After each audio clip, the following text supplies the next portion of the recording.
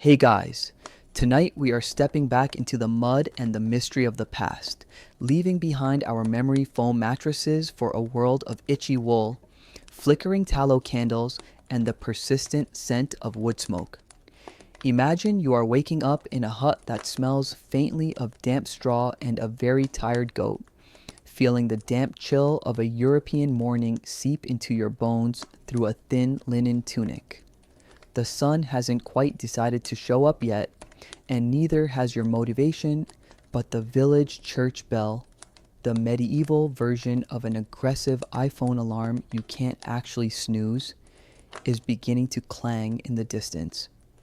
You probably won't survive this level of dental hygiene or the lack of refrigeration, honestly, but we're going to try to navigate this humble existence anyway.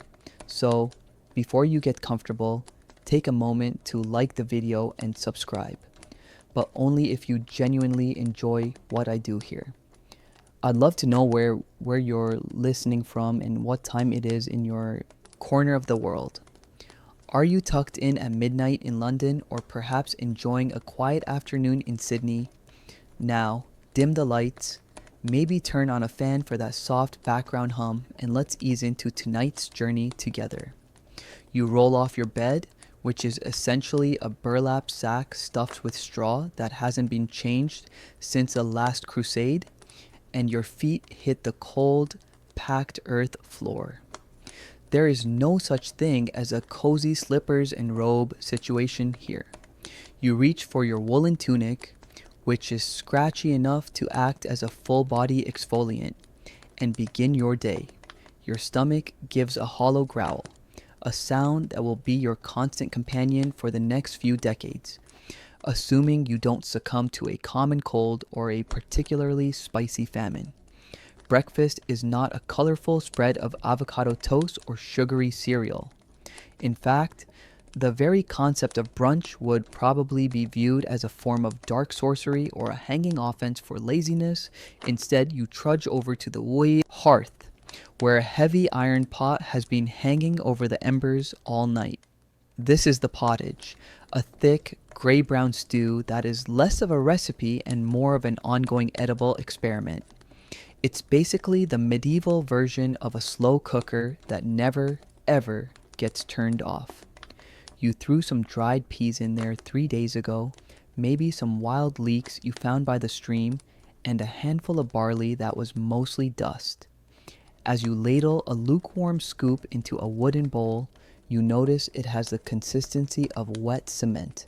It's nutritious in the same way that eating a handful of lawn clippings is technically fiber, but it's a far cry from a Michelin star experience. To make matters worse, you have to pair this with a hunk of rye bread. Now, forget that soft, fragrant rye you get at a modern deli. This bread is a dark, dense, rectangular brick that could easily double as a defensive weapon if the village is raided. It is rock hard because it was baked in a communal oven days ago. And because of the way the grain was processed, it's infused with a special medieval seasoning, literal rocks. You see, the heavy millstones used to grind the rye weren't exactly precision engineered. As they spun, tiny fragments of stone would break off and mix directly into the flour. Every bite you take is a high-stakes game of, will I chip a molar today? Historians still argue whether the extreme tooth wear found in medieval skeletons was primarily due to this pervasive stone grit or the sheer amount of coarse fiber in the diet. But either way, your smile is looking a bit rugged. This bread isn't just a side dish, it's an endurance test. Sometimes, to make the flour go further during a lean month, your local baker might have fortified the dough with ground peas, acorns, or even a little bit of sawdust. It's the ultimate zero-waste lifestyle, though your digestive tract might have some strong opinions on the matter. To wash down this gourmet feast of gray mush and gravel bread, you don't reach for a glass of water. In the Middle Ages, water is essentially a game of Russian roulette.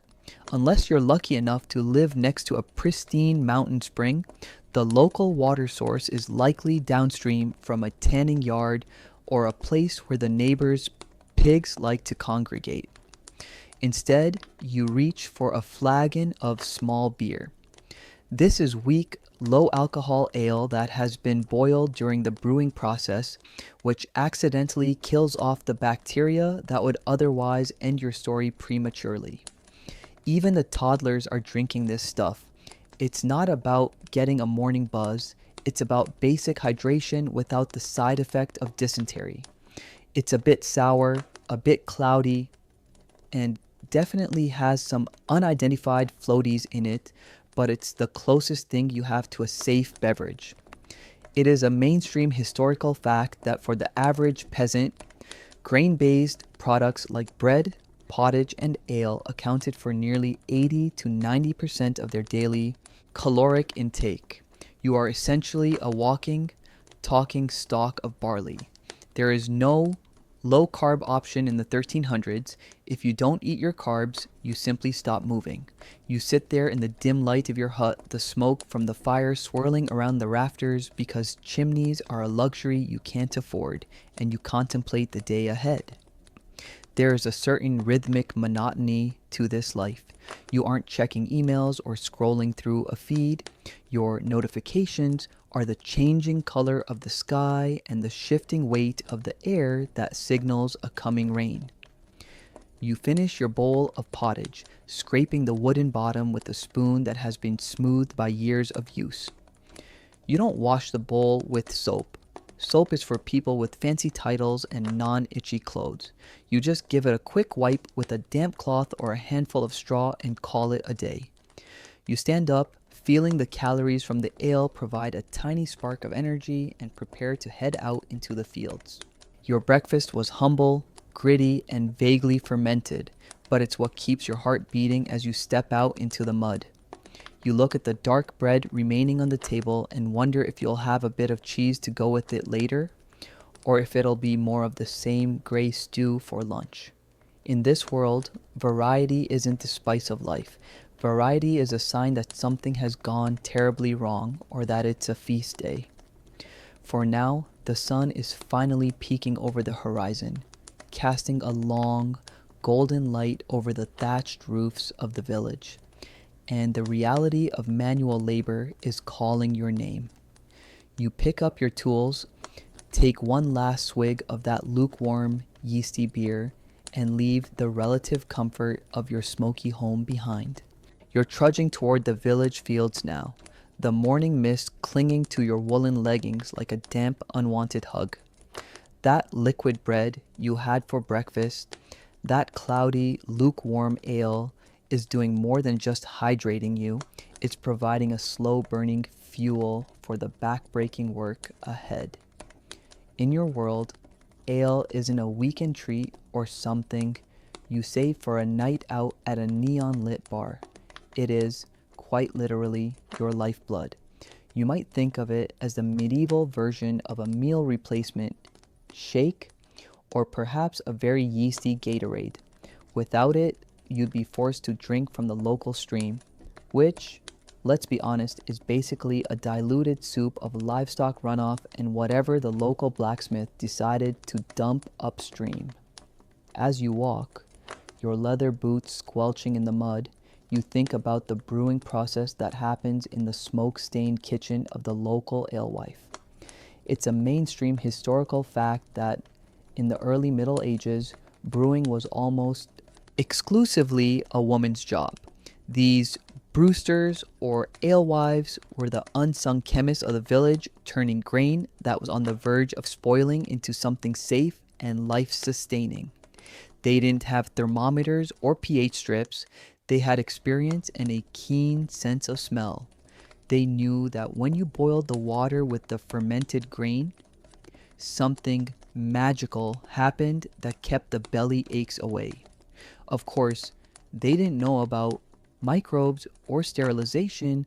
They probably thought the steam was just carrying away the bad spirits, but the result was the same: a beverage that wouldn't kill you by lunchtime.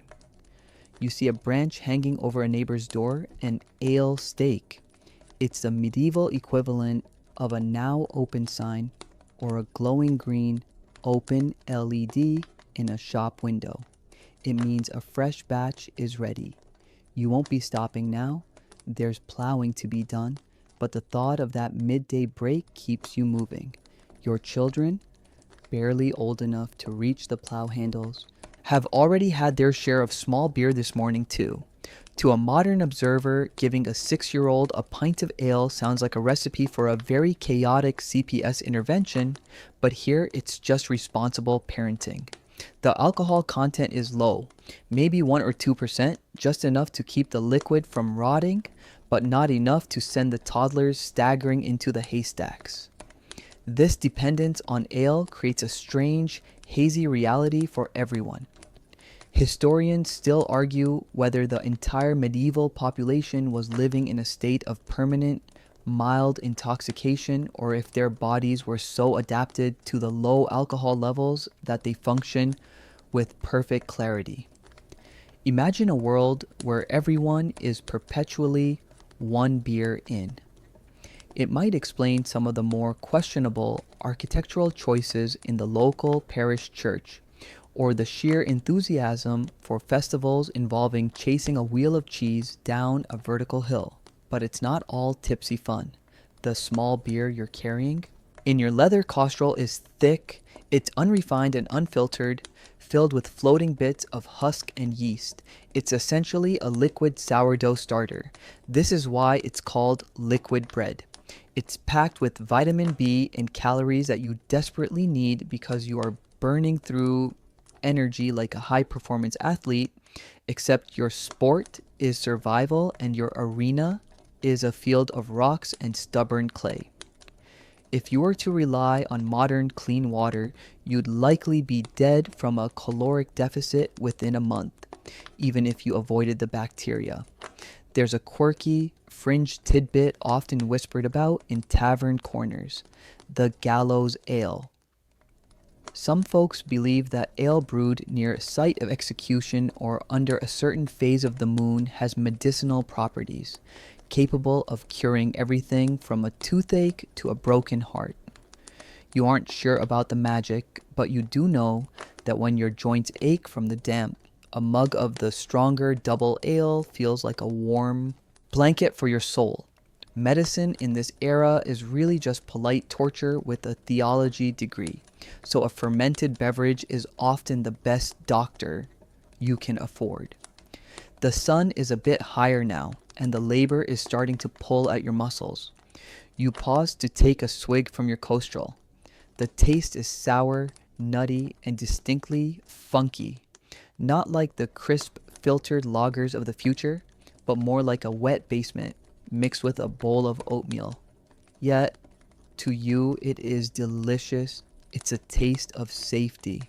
You look over at the village well, a place of gossip and community, but also a place you approach with caution. You only use that water for washing your face if you're feeling particularly vain, or for the livestock, who seem to have iron stomachs compared to yours. Think about the sheer scale of this brewing culture. Every village, every manor, every monastery is a microbrewery. Monks in particular are the craft beer snobs of the 12th century. They have the time and the resources to refine the process, sometimes drinking up to 8 pints a day as part of their holy diet. You, as a peasant, are more of a budget label consumer, but the necessity remains the same. The act of drinking ale is a social contract. It's how you seal a deal, how you mourn a neighbor, and how you welcome a new life into the world. It's the social media of the Middle Ages, fermented, slightly dizzying, and deeply communal. You wipe your mouth with the back of a grimy hand and get back to the plow. The horse in front of you flickers its ears, perhaps also dreaming of its evening bucket of fermented mash. In a world where a simple infection can be a death sentence and the weather is a fickle god, the reliability of your ale is a rare comfort.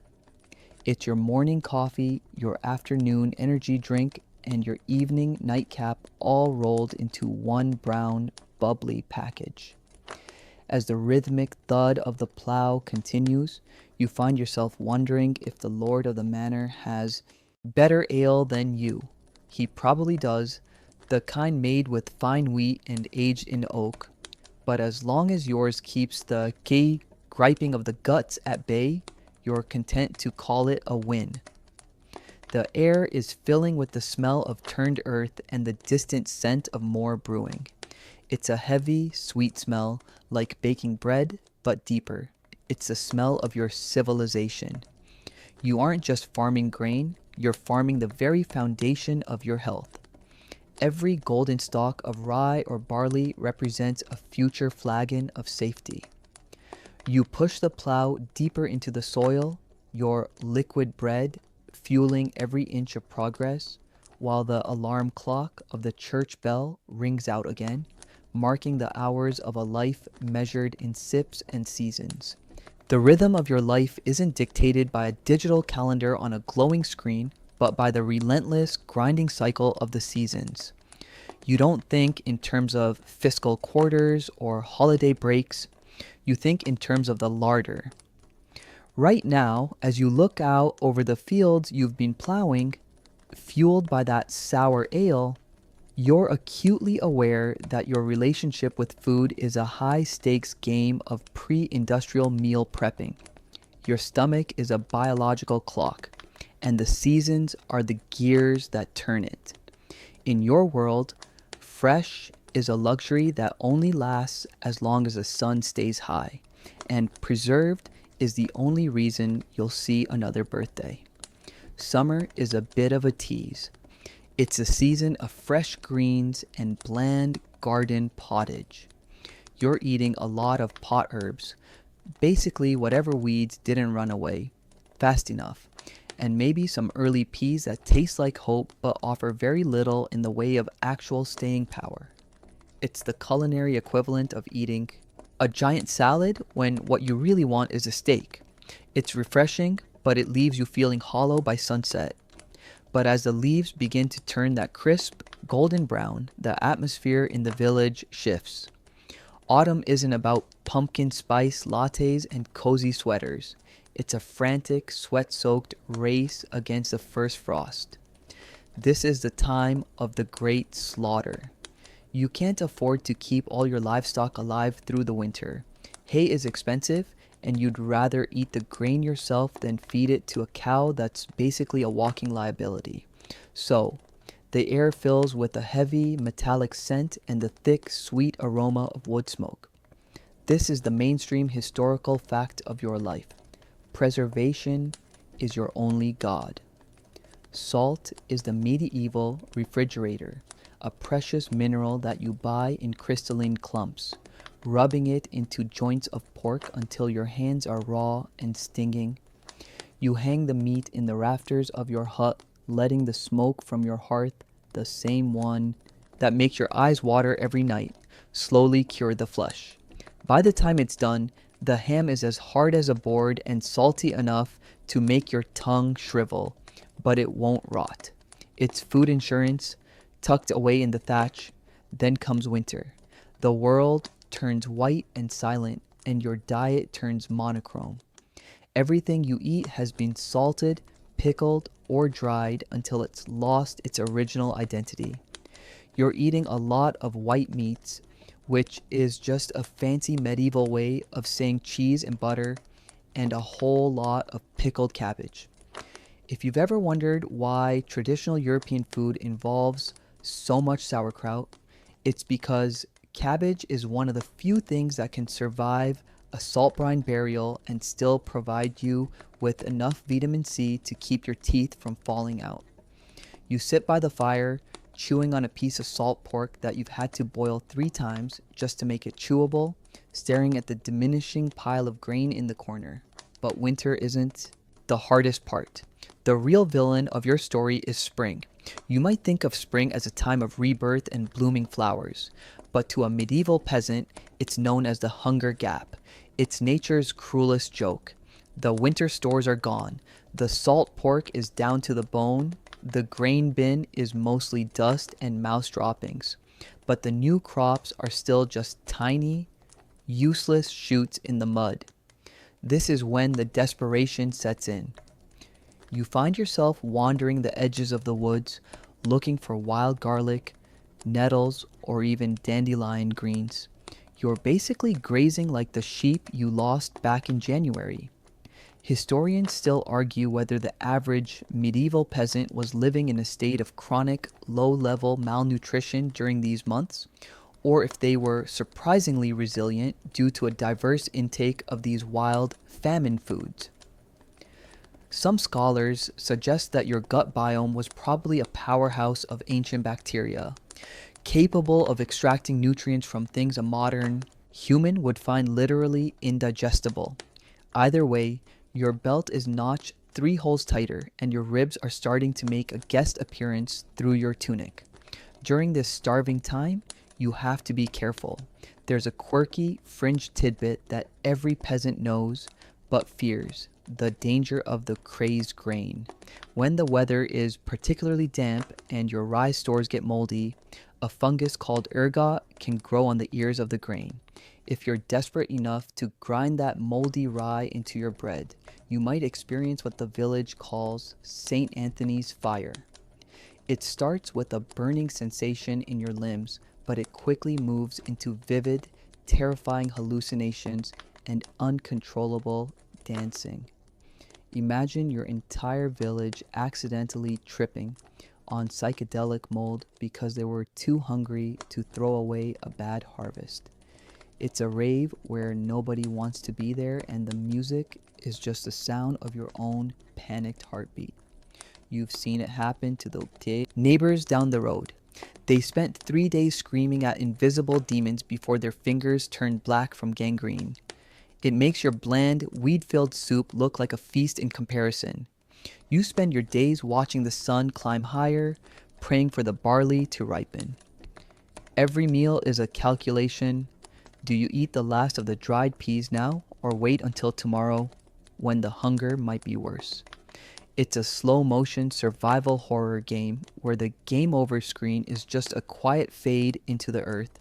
You look at your children, whose faces are a bit too pale and whose eyes are a bit too large, and you give them the lion's share of the thin, watery pottage.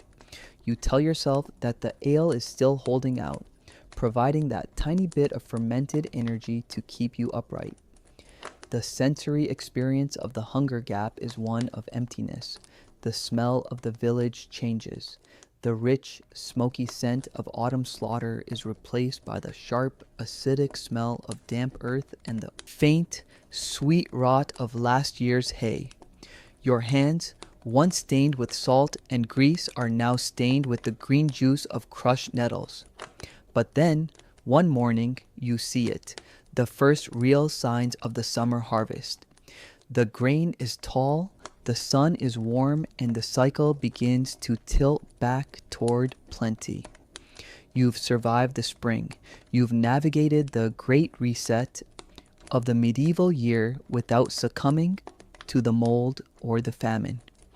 You take a deep breath of the warming air, feeling the first stirrings of strength return to your limbs, knowing that soon the pottage will be thick again and the liquid bread will flow in abundance. The hardness of the winter becomes a fading memory, replaced by the immediate, pressing need to get back to work and ensure that next year the salt meat pile is just a little bit higher. After weeks of staring at the bottom of a pottage bowl and wondering if the leather on your boots might actually be more nutritious than the gray slurry you've been eating, the air in the village finally changes. The heavy, oppressive silence of the hunger gap is broken by the rhythmic, frantic tolling of the church bells, not the get out of bed and work until your spine snaps bells, but the it's a saint's day, so drop your tools and get ready to party bells. This is a feast day. In your world, this is the medieval version of a massive music festival, a national holiday, and a cheat day all rolled into one. It's the only time the crushing weight of subsistence farming lifts just enough for you to remember what it feels like to have a full stomach and a slightly spinning head. But before you get to the roasting spit, we need to talk about the politics of protein. In your daily life, meat is less of a food group and more of a distant, beautiful dream. You look at the forest on the edge of the Lord's Manor and you see walking buffets, graceful deer, plump boars, and fat rabbits. However, those animals have more legal rights than you do. It's a mainstream historical fact that most forests were royal forests or owned by the local lord, and poaching, taking so much as a single rabbit, was a crime that could result in you losing a hand, your ears, or even your life. Poaching isn't just hunting, it's a high-stakes heist, like trying to hack into a high-security server just to download a single digital ham. If you're caught with a bow in those woods, the Lord's foresters won't just give you a slap on the wrist, they'll ensure you never hold a bow again. So, your daily meat is usually a bit of salt pork that's been cured so hard it could be used as a whetstone. It's more of a flavoring agent than a main course. A tiny, salty cube tossed into the pottage to give the peas a reason to live. If you're lucky, maybe a hen has finally given up on the whole egg-laying business and meets the soup pot, but that bird had been working for 10 years. Her muscles are essentially organic guitar strings. You'll be chewing that single drumstick for 3 days just to get through the connective tissue. Feast days, however, change the rules. On these days, the church, which usually spends its time telling you that suffering is good for the soul, relaxes its grip. You see, for about a third of the year, the church forbids the consumption of meat altogether. Wednesdays, Fridays, and Saturdays are fast days, not to mention the long, grueling 40 days of Lent. During those times, even eggs and dairy are off limits. It's like a forced vegan diet designed by someone who really wants you to think about your sins while your stomach growls. But when a major feast like Michaelmas or Christmas arrives, the ban is lifted and the village explodes into a sensory overload of sizzling fat and roasting flesh. Historians still argue whether the average peasant's meat consumption was actually higher than the official record suggests, perhaps through off-the-books poaching or communal sharing that bypassed the Lord's tax collectors. Some scholars believe you were getting a surprisingly decent amount of protein from small game like hedgehogs or squirrels. The medieval version of don't ask, don't tell dining. If you didn't see the Lord's forester looking, did the rabbit even exist? It's a philosophical question you answer with a full belly. As you approach the communal fire in the center of the village, the smell hits you like a physical force. It's a scent of wood smoke mingled with the dripping grease of a pig roasting on a spit. Your mouth waters so intensely it's almost painful. This is the merit part of the day. The Lord, in a rare moment of performative generosity, might have provided a few carcasses for the village to share. You watch the skin of the pig turn a deep, crackling mahogany, the fat bubbling and spitting into the embers. This isn't just food, it's a spectacle. You aren't thinking about the grit in your bread or the itch of your wool right now. You're watching that grease drip and thinking it's the most beautiful thing you've ever seen. While you wait, you might indulge in a bit of fringe cuisine. There's a quirky tidbit about how people in your time navigated those strict church fasting rules.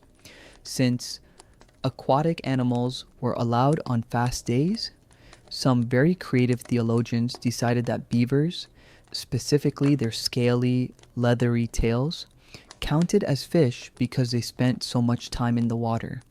Others argued that the barnacle goose, which they believed hatched from driftwood in the sea, was also technically a fish. It's the ultimate loophole.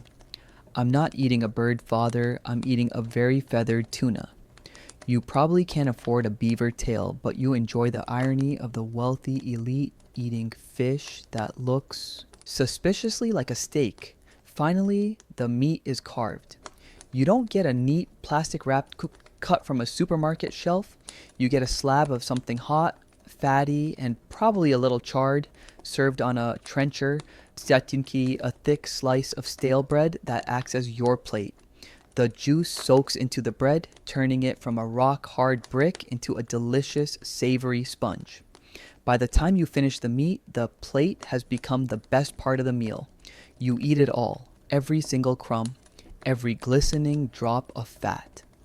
To wash it down, the ale today isn't the watery, small beer of your Tuesday morning. This is the good stuff. Strong, dark, and potent. It's the kind of ale that makes the village elders start telling stories about the good old days before the last plague and makes the younger folks start eyeing each other near the haystacks. There's a lightness in your chest that has nothing to do with the alcohol and everything to do with the absence of hunger. For this one, day, you are a king. You aren't a peasant defined by taxes and mud. You're a human being celebrating the fact that you're still here, still breathing, and still capable of enjoying the simple, primal joy of a roasted meal. The sun begins to set, casting long orange shadows across the village green. The fire is still roaring, and the sound of a crude fiddle starts to lilt through the air. You lean back against a timber post, feeling the warmth of the fire on your face and the rare weight of a full stomach. You know that tomorrow the church bell will return to its work tone.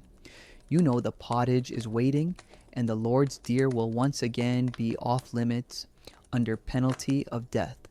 But as you watch the sparks fly up toward the darkening sky, merging with the stars, you take another bite of that juice-soaked trencher and realize that this fleeting moment of grease and laughter is what makes the other 364 days bearable. You close your eyes for a second, the smell of wood smoke and roasting pork lingering in your senses, drifting into a rare, peaceful state of satisfaction before the cycle of the seasons claims your attention once more. You're blinking now, the smoke from the village fire fading from your eyes as the scratchy wool against your skin transforms into something impossibly smooth, silk. The damp chill of a European spring is replaced by a dry, sprawling heat, and the smell of wet goat is supplanted by an intoxicating cloud of musk, amber, and exotic spices. You've just traveled thousands of miles along the Silk Road, trading your wooden pottage spoon for the gilded halls of Xanadu. You are now a guest, or perhaps a very observant fly on the wall in the court of Kublai Khan. And standing next to you is the man of the hour, Marco Polo. Polo is essentially the original unboxing YouTuber, except instead of tech, he's unboxing the entire Far East for a European audience that still thinks a potato is a piece of alien fruit. As you follow Polo through the labyrinthine corridors of the Great Khan's palace, you notice he's taking very detailed notes. In fact, his descriptions of the Khan's personal life are so thorough they're almost suspicious. You might start to wonder if he's a diplomat or just a 13th century version of a tabloid journalist with a very high clearance level. He's particularly fascinated by the Khan's Ordo, or the four main households of the imperial wives. It's a mainstream historical fact that Kublai Khan had four primary empresses, each with her own palace, her own court, and her own staff of thousands. It's not just a marriage, it's a government department. Each empress is like a CEO of a major corporation, managing vast estates and political alliances, all while dressed in silks that cost more than your entire home village back in Europe. But Polo doesn't stop at the official wives. He starts whispering to you about the concubines, the recruits who are brought in from the province of Ungrat. Imagine a beauty pageant, but instead of a plastic trophy and a scholarship, the prize is being drafted into the most exclusive social circle on the planet. Every 2 years, the Khan's officials head out to find the most beautiful girls in the land. And they don't just pick based on a vibe, they have a literal rating system. Polo describes them being valued by special commissioners, almost like they're being appraised like fine jewelry or a high-end sports car. They are graded on a scale of carats. You watch as a girl stands before the officials and they judge her skin, her hair, her proportions, and even the way she sleeps.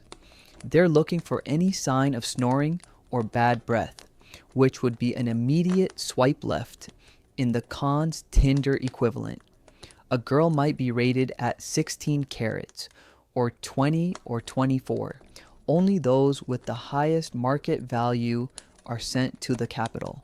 Historians still argue whether Marco Polo actually witnessed these selection processes himself, or if he was simply repeating the highly stylized and perhaps exaggerated accounts given to him by Persian officials in the Sayyid Khan's service. His level of detail is so granular, down to the exact number of nights each group of girls spends with the Khan, that it makes you wonder if he had a VIP pass or just a very vivid imagination. The logistics of the harem, as Polo describes them, are a masterpiece of bureaucratic efficiency. This isn't some chaotic den of iniquity, it's a tightly scheduled rotation. The girls are divided into groups of 6, and each group serves the Khan for 3 days and 3 nights. They don't just provide company, they are his attendants, his secretaries, and his most trusted inner circle. When their shift is over, the next group of 6 moves in, like a well-oiled changing of the guard at Buckingham Palace. It's a life of absolute luxury, surrounded by gold leaf and fine porcelain, yet it's a life governed by a clock that never stops ticking. You walk past a group of lower-ranking concubines, and you notice the scent. In the Khan's court, fragrance is a social ID card. You can tell a person's rank before you even see their face. The high-ranking wives and favored concubines are drenched in expensive musk and ambergris, scents that are earthy, heavy, and linger in the air long after they have passed. The lower-ranking girls might only be allowed the scent of rosewater or perhaps a light incense. It's a sensory hierarchy where the very air you breathe tells you exactly where you stand. Compared to the smell of the small beer and wet hay you left behind, this is overwhelming. It's a smell of absolute power. Polo leans in closer, his voice a low, gravelly whisper as he points out the eunuchs. These are the men, or formerly men, who run the show. They are the gatekeepers, the record keepers, and the only ones allowed to navigate the private quarters of the harem with total freedom. They are the IT department of the palace. They know everyone's passwords, everyone's secrets, and they control who gets access to the mainframe, which is the Khan himself. In Polo's eyes, they are both fascinating and terrifying. They ensure that everything is recorded with clinical precision. If a concubine so much as sneezes out of turn, it's probably logged in a ledger somewhere. There's a quirky, fringe tidbit that Polo alludes to. The idea that the girls had to undergo tests of silence. It wasn't enough to be beautiful. You had to be able to keep a secret in a palace where walls had ears and the floorboards were probably on the payroll. Rumor has it that some girls were tested by being placed in rooms with planted gossip to see if they would repeat it. In the underground warfare of the harem, a single whisper could be more lethal than a Mongol horseman's arrow. If you couldn't keep your mouth shut, you were disgraced, sent back to your village with a 1-star review that would ruin your family's reputation forever. You watch a young woman being led through a courtyard, her face a mask of calm. She's wearing a headdress adorned with pearls the size of your thumb. You realize that for her, this is a career path. It's a world away from the hard bread and pottage survival of the West. Here, the struggle is mental. It's about navigating the whims of an emperor who rules half the known world while managing the jealousies and ambitions of hundreds of other women in the same position. It's the ultimate high-stakes reality show, but the elimination rounds involve permanent exile or worse. Marco Polo seems to enjoy the scandal of it all, his eyes gleaming as he describes the golden couches and the silken hangings. He is the ultimate tourist, gawking at a culture so sophisticated it makes Venice look like a backwater village. He's obsessed with the oddity of it, yet he clearly admires the order. Everything in the Khan's world has a place, a price, and a purpose. As you walk with him, the opulence starts to feel heavy. The scent of musk is cloying, and the silence of the eunuchs is unnerving. You start to miss the honest, simple filth of your peasant hut. Well, maybe not the grit in the bread, but at least there you knew who your enemies were. Usually, just the weather and a very hungry wolf. The sun begins to set over the sweeping curves of the palace roof, casting long, purple shadows across the marble floors. Polo closes his notebook, a satisfied smirk on his face. He knows his stuff is going to sell like crazy back home, even if half the people think he's making it up. You take one last look at the hidden city within the palace, a place of extreme beauty and extreme control, and you feel the transition beginning again. The silk is starting to feel like wool, and the musk is fading back into the scent of wood smoke and old beer. The Great Khan's secrets are staying behind in the desert, but Polo's words are already traveling west, ready to shock and awe a world that isn't ready for the carat ratings of the East. As you move deeper into the heart of the Great Khan's palace, the visual opulence starts to take a backseat to a much more invisible, yet overwhelming force: the scent. In the Mongolian court, your nose is your most reliable guide to the social hierarchy. Back in your village, the only perfume anyone wore was the smell of wood smoke or the sharp, acidic tang of a successful harvest. But here smell is a weapon and a status symbol. You are standing in a hallway where the air is so thick with fragrance it feels like walking through a warm, invisible velvet curtain. Marco Polo nudges you, pointing out a group of women approaching. Even before you see the shimmer of their silk robes, the scent hits you. A deep, earthy, almost animalistic musk that seems to vibrate in the back of your throat. It is a mainstream historical fact that the Mongol court, influenced by the Persian and Chinese cultures they conquered, used fragrance to define the very architecture of their social world. High-ranking empresses and the most favored concubines didn't just wear perfume, they were practically marinated in it. They used musk, ambergris, and sandalwood, ingredients that had to be transported thousands of miles across treacherous deserts and high mountain passes. These scents were the blue checks of the 13th century. If you smelled like musk and amber, it meant the emperor himself had sanctioned your presence. It meant you were verified royalty. You watch as a lower-ranking attendant passes by. She doesn't carry that heavy, expensive cloud. Instead, she smells faintly of rice water and perhaps a hint of dried jasmine. It's pleasant, but in this court, pleasant is another word for expendable. The higher you climb the ladder of power, the more intense and expensive your scent becomes. Fragrance is used to differentiate the four main ordos, or households, of the wives. Each court likely had its own signature olfactory profile, a way for the Khan to know exactly whose territory he was entering even if he were blindfolded. Historians still argue whether these specific scent protocols were strictly codified by imperial decree, or if they were simply a byproduct of the extreme wealth gap between the inner court and the rest of the world. Some scholars suggest that the use of musk, which comes from the scent gland of the musk deer, was a deliberate nod to the Mongols' nomadic roots, a way of bringing the wild, raw essence of the steppes into the refined, sedentary palaces of China. It's a bit like a billionaire wearing a rugged leather jacket that costs more than a suburban house. It's a performative connection to a tougher past, even while you're lounging on silk cushions. As you walk, you notice that the eunuchs who guard the doors are also part of this sensory map. They often smell of heavy incense, cedar wood, or frankincense, which act as a sort of sanitizer for the space. They aren't allowed to compete with the musk of the royal family, but they must also not smell like the common world outside. It's a very narrow olfactory tightrope to walk. If a concubine were to use a scent above her station, it wouldn't just be a fashion faux pas.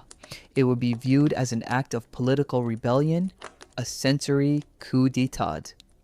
In a world where every move is watched, why not use the very air people breathe to remind them of who is in charge? Polo whispers a quirky, fringed tidbit as you pass a small, ornate porcelain jar sitting on a pedestal. He claims that some of the most favored women in the harem practiced a form of internal perfuming, consuming specific herbs and floral essences in their tea so that their very perspiration would smell like blossoms. It sounds like a medieval urban legend, the kind of thing Polo loved to tell his cellmates in a Genoese prison to make them gasp. But in a court where beauty was a full-time job and competition was lethal, it's not entirely outside the realm of possibility. Medicine at this time was essentially a mix of herbology and vibes, and the idea that you are what you eat or smell like was a core belief. You pause near a window, the heat of the afternoon sun baking the scents and making them even more potent. The smell of ambergris is particularly striking. For the uninitiated, ambergris is essentially aged whale vomit found floating in the ocean. But to the people in this room, it's more valuable than gold. It has a sweet, earthy, and marine scent that acts as a fixative, making other perfumes last for days. It's the ultimate flex. While you back home were lucky if your shirt didn't smell like a wet dog after a rainstorm, these women are walking around with the literal essence of the ocean trapped in their hair. The social pressure of this environment is suffocating. Imagine the mean girls of your local high school, but give them absolute power, unlimited silk, and a direct line to an emperor who can have people disappeared. Every sniff of the air is an evaluation. Oh, is she wearing last year's sandalwood? Or, I noticed her musk is looking a bit thin today. It's a sensory battlefield. You look at Polo, who seems to be taking it all in with a mix of wonder and, I'm definitely putting this in the book, glee. He's a merchant after all. He's calculating the price per ounce of every breath he takes. This hierarchy isn't just for the women. The Khan himself is the sun around which all these scented planets orbit. When he enters a room, the sheer volume of fragrance must be overwhelming, a wall of musk and power that precedes him like a physical shockwave. It's a way of asserting dominance without saying a word. In the West, a king might show his power with a heavy crown or a loud trumpet blast, but Kublai Khan does it by colonizing your senses.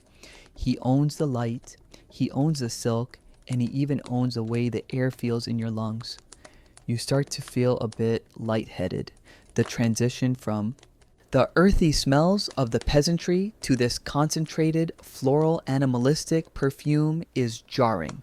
It's like going from a quiet, acoustic folk song to a heavy metal concert in a split second. The liquid bread and the grit in the rye seem like a different lifetime, a simpler one. Here, even the air is complicated. You watch a group of girls practicing a traditional dance, their movements fluid and silent, their long sleeves trailing clouds of incense. They are beautiful, yes, but they are also part of a grand aromatic machine designed to reinforce the Great Khan's status as the most powerful man on earth. As the afternoon light shifts, the scents change again.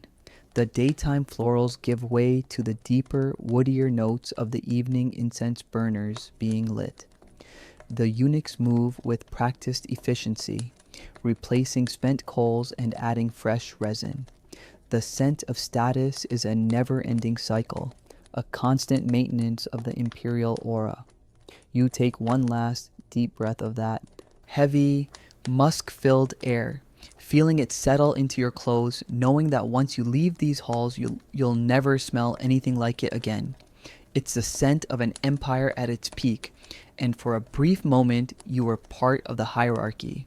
As you move deeper into the inner sanctum of the Khan's palace, you realize that the sweet, heavy cloud of musk isn't the only thing hanging in the air.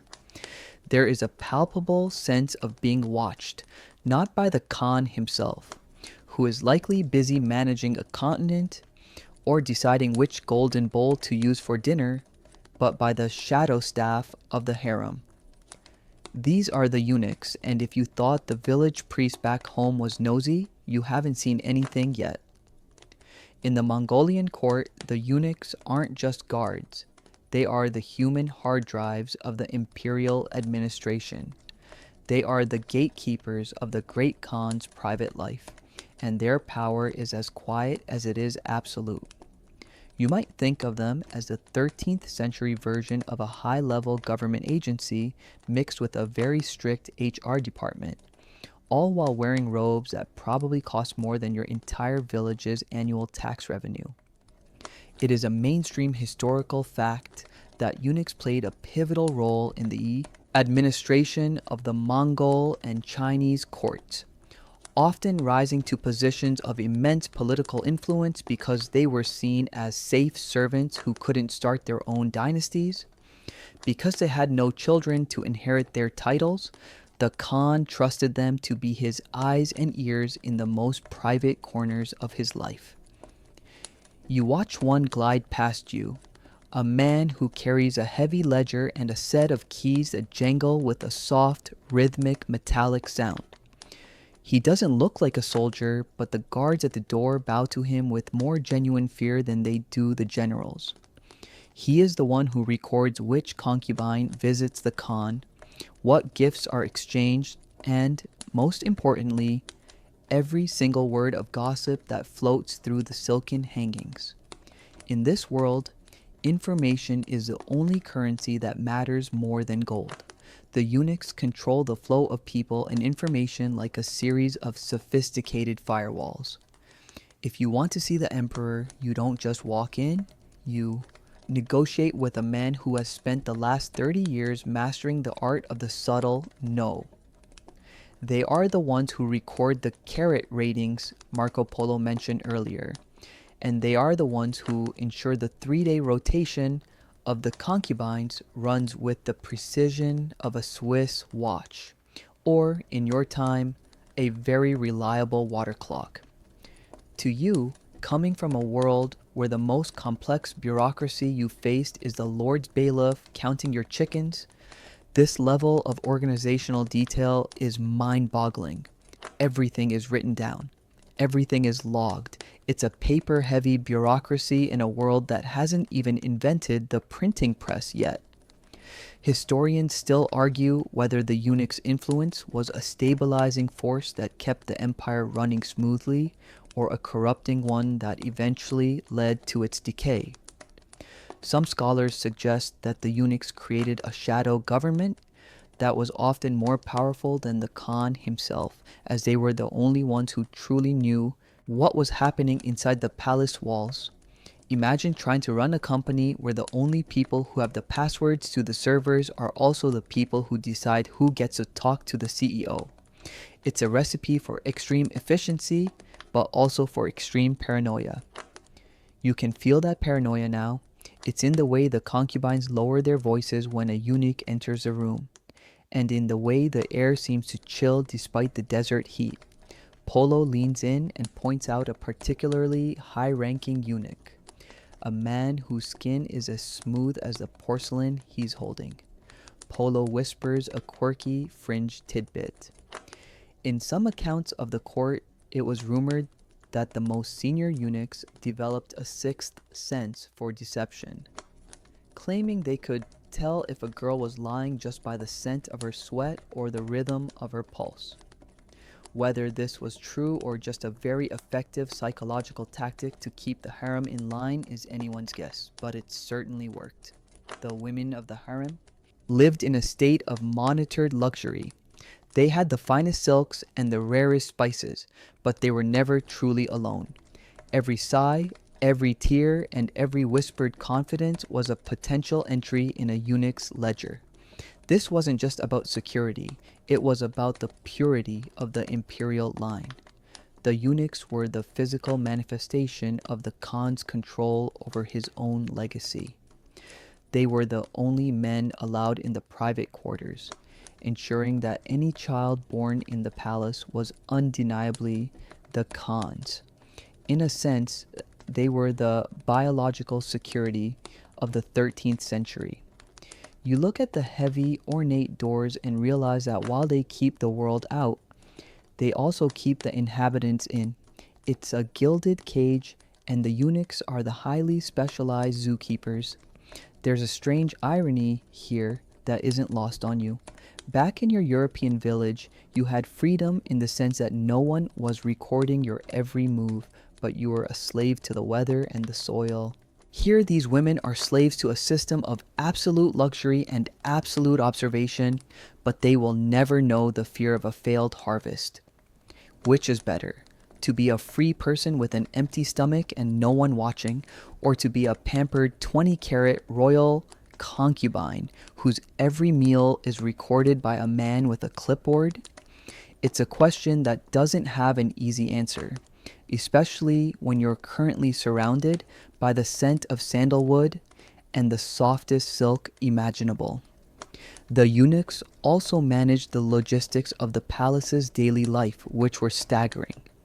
They oversaw the thousands of servants, the tons of food arriving from every corner of the empire, and the intricate ceremonies that filled the Khan's days.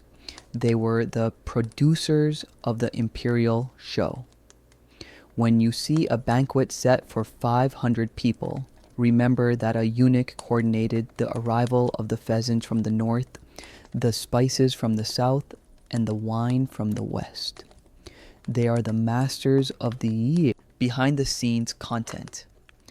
Without them, the Great Khan's court would be a chaotic mess. With them, it is a symphony of power. As the sun dips lower, casting long, skeletal shadows of the palace pillars across the floor, you see a group of eunuchs gathering for their evening briefing. They move with a quiet, deliberate grace, their robes rustling like dry leaves. They are the keepers of the secrets you'll never know, the architects of a reality that exists only within these walls. You feel a sudden urge to check your own pockets, though you have nothing but a few crumbs of that gritty rye bread left. In this place, even a crumb is a piece of data. You watch the paper trail of the empire being carried away in leather satchels to the imperial archives. This is the true power of the Khan, not just his horses and his bows, but his ability to record and control the lives of everyone under his roof. You take a step back, trying to remain inconspicuous in the shadows, realizing that the secrets Marco Polo is so eager to share were likely filtered through these very men. The shadows of the harem are long, and they are always watching. As you prepare to move on, you can't help but feel a lingering chill. The liquid bread of your past seems honest and simple compared to the ink and silence of the eunuchs. The air in the inner courtyard feels heavy, not just with the scent of musk and the humidity of a palace garden, but with a tension that's hard to describe. It's like being in a library where the stakes for making a noise aren't just a dirty look from a librarian, but the permanent loss of your social standing. In the world of the Khan's harem, being beautiful is just the entry-level requirement. The real work is psychological. You're standing among a group of young women who have just arrived from the Ungrat province, and the atmosphere is less spa day and more final exam week. These girls are about to undergo the test of character that Marco Polo described with such fascination. You might think of it as a high-stakes corporate onboarding process where the company is the Mongolian Empire and the CEO is a man who literally owns everything you can see. It is a mainstream historical fact that the recruitment of concubines for the Mongol court involved a rigorous series of evaluations that went far beyond physical appearance. Once the beauty commissioners had selected the girls based on their features and proportions, the real trial began. They were brought to the palace and placed under the supervision of the elder wives or high-ranking matrons. These weren't just etiquette lessons, they were a total immersion in the imperial way. They were watched while they ate, while they spoke, and, most famously, while they slept. The officials were looking for any sign of imperfection, not just a blemish on the skin, but a blemish on the soul. A girl who talked in her sleep, snored, or had a disagreeable odor was immediately disqualified. In the Khan's world, even your subconscious had to be disciplined. Imagine the pressure. Back in your village, the most stressful social situation you faced was probably trying not to offend the local blacksmith or making sure you didn't accidentally trip during the May Day dance. Here, every movement is a performance. You watch a young woman being served a delicate meal. She knows that even the way she holds her chopsticks is being logged by a eunuch standing in the shadows. If she shows too much greed, she's unrefined. If she shows too much hesitation, she's weak. Historians still argue whether these tests were primarily about ensuring the Khan had the highest quality companions, or if they served as a practical way to weed out potential spies and troublemakers. After all, if a girl can't control her snoring, how can she be trusted to keep a state secret? Polo leans over and whispers a quirky, fringe tidbit about the test of the 7 silences. According to some rumors, new recruits were placed in a room for 3 days with nothing but a bowl of water and a silk weaving loom.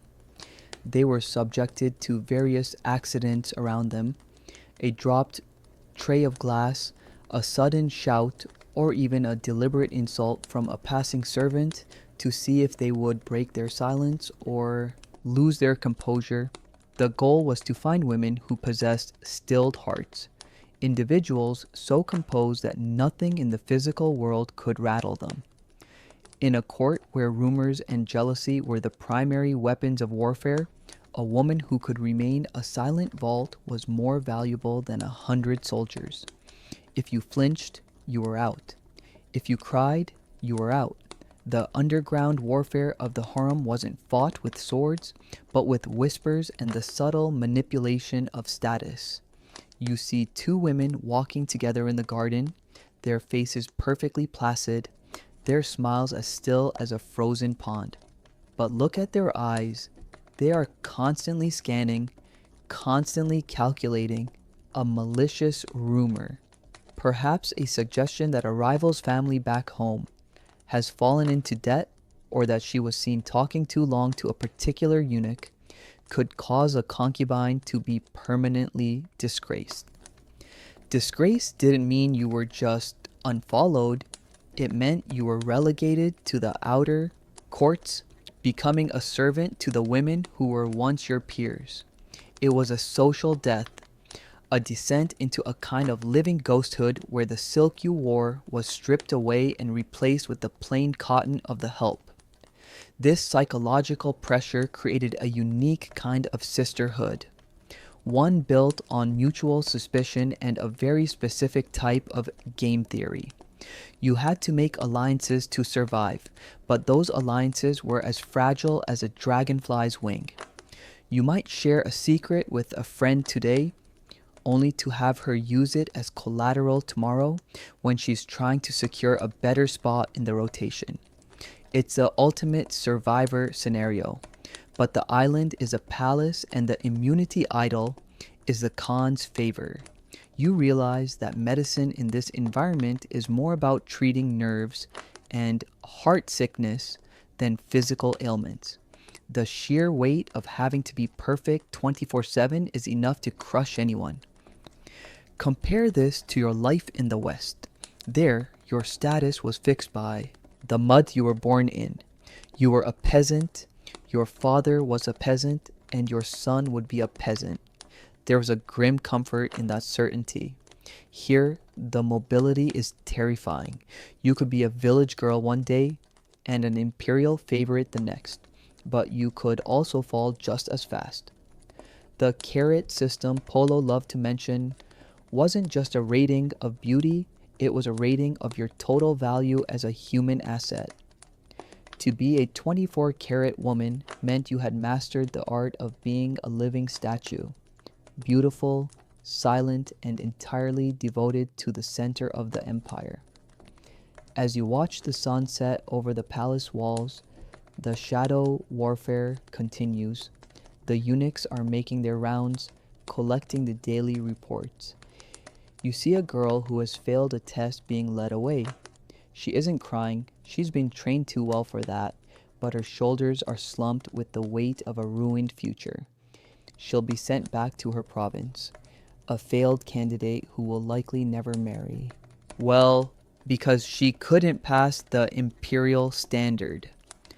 In a world where your family's fortune depends on your ability to sleep silently, the silence of the walk back to the province must be deafening. You look at Marco Polo, who is busy sketching a diagram of the courtyard. He's looking at the exotic and the spectacular, but you're looking at the people. You see the cost of the gold and the silk. It's a life of extreme sensory delight bought at the price of constant internal vigilance. The tests of character never really end. They just become more subtle as you move up the ranks. You find yourself wondering if any of these women ever long for a simple, gritty piece of rye bread and a morning where no one cares if they snore. The lights in the harem start to flicker to life. Thousands of small oil lamps that turn the palace into a glowing jewel in the desert. The day shift is over and the night shift of observation begins. You feel the familiar tug of the narrative. A shift in the air that tells you the desert sands are moving once again. The hidden city is starting to fade. The psychological games and the seven silences becoming echoes in the wind. We're moving toward a different kind of light now. Not the controlled, silent glow of a harem, but the vibrant, chaotic, and intellectual fire of a city that never sleeps. You take one last look at the perfectly still faces of the concubines and prepare to trade the silent corridors of Xanadu for the roaring markets of Baghdad. The heavy, perfumed silence of the Khan's harem dissolves into a cacophony of sound, light, and heat. You aren't in the desert or the damp fields of Europe anymore. You are standing in the middle of a literal explosion of human energy. Welcome to Baghdad during the golden age of Islam. If your medieval village was a quiet, acoustic guitar performance, this city is a full-blown electronic dance festival held in a library that's also a 5-star restaurant. It's midnight, but the city doesn't seem to care. While the rest of the 9th century world is huddling in the dark, terrified of what might be lurking in the shadows, Baghdad is glowing. It's like you've just stepped out of a black and white movie and into a high-definition, neon-lit metropolis. The first thing that hits you, even before the smells, is the light. You look up and down the street, and instead of the flickering, smoky tallow candles of your past, you see thousands of colorful glass lanterns hanging from every balcony and shopfront. They are blue, green, amber, and ruby, casting a shimmering, kaleidoscopic glow onto the paved streets. This isn't just for show. The caliphate has invested in the medieval equivalent of street lighting. You might think of it as the Times Square of the Middle Ages. It's a mainstream historical fact that at its peak, Baghdad was one of the largest and most sophisticated cities on earth, serving as the heart of a trade network that stretched from the Atlantic to the Pacific. Historians still argue whether the city's population truly reached over 1 million people during this era. But looking at the shoulder-to-shoulder crowds, you'd bet your last copper coin on yes. The air is warm, a dry, pleasant heat that makes the night the best time to be alive. You move through the crowd, feeling the brush of fine linen and Egyptian cotton against your skin, a far cry from the sandpaper wool of your peasant days. People are everywhere, merchants from India in bright silks, scholars from Spain carrying stacks of parchment, and sailors from the Spice Islands with stories that sound like fever dreams. The noise is a beautiful, chaotic symphony, the rhythmic thud of a coppersmith's hammer, the melodic call of a water seller with his brass cups clinking, and the low, intense murmurs of 100 different languages being spoken at once. It's the sound of a world that is actually talking to itself. You pass a row of shops and the smell hits you. Not the heavy, cloying musk of the Mongol court, but a vibrant, living tapestry of spice. It's the scent of the Silk Road distilled into a single street. You smell the sharp, citrusy tang of sumac, the deep, earthy warmth of cumin, and the sweet, intoxicating floral note of saffron, which, by the way, currently costs more per ounce than the horse you don't own. It's the smell of wealth, but a different kind of wealth than the cons. This is the wealth of movement, of trade, and of discovery. You're not just a subject here. You're a consumer in the world's first truly global shopping mall. And the food? Forget that gray pottage. You walk past a street food stall where a man is shaving succulent, marinated meat off a vertical spit, the ancestor of the modern kebab. The fat drips onto the hot coals, sending up a puff of savory smoke that makes your stomach do a celebratory backflip. You can buy a honey-glazed pastry shaped like a rose, filled with crushed pistachios and scented with orange blossom water. It's less like a meal and more like a sensory intervention. You realize that while your European ancestors were still trying to figure out if a turnip was a vegetable or a decorative rock, the people here were perfecting the art of the puff pastry. As you wander, you notice something truly bizarre for the time. People are reading. Not just priests, not just the elite, but regular people. There are bookstores that stay open all night, illuminated by oil, lamps where you can buy everything from a map of the stars to a collection of Persian poetry. Knowledge in Baghdad isn't a secret kept behind monastery walls. It's a public festival. There's a quirky, fringe tidbit about the Naphta men of Baghdad. These were specialized street performers and night watchmen who used a primitive form of liquid flame, essentially early flamethrowers, to put on spectacular fire shows for the crowds or to clear the streets during festivals. Imagine walking down the street and seeing a man breathe a jet of blue fire into the night sky just for the likes of the passing crowd. It's the ultimate medieval flex. You feel a sense of safety here that is jarring. Back home, the night belonged to the wolves and the outlaws. Here, the night belongs to the thinkers.